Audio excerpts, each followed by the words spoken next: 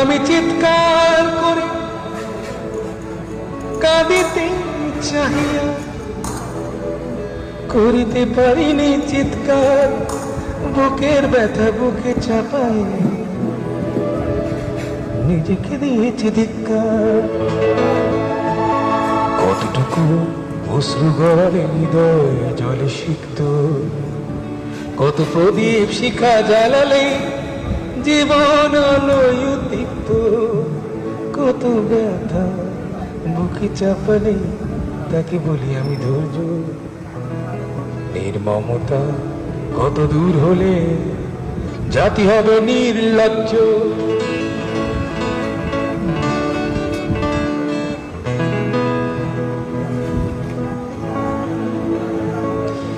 আজও কানে ভাসে সেই কথাগুলো, কে জানে হবে যে শেষ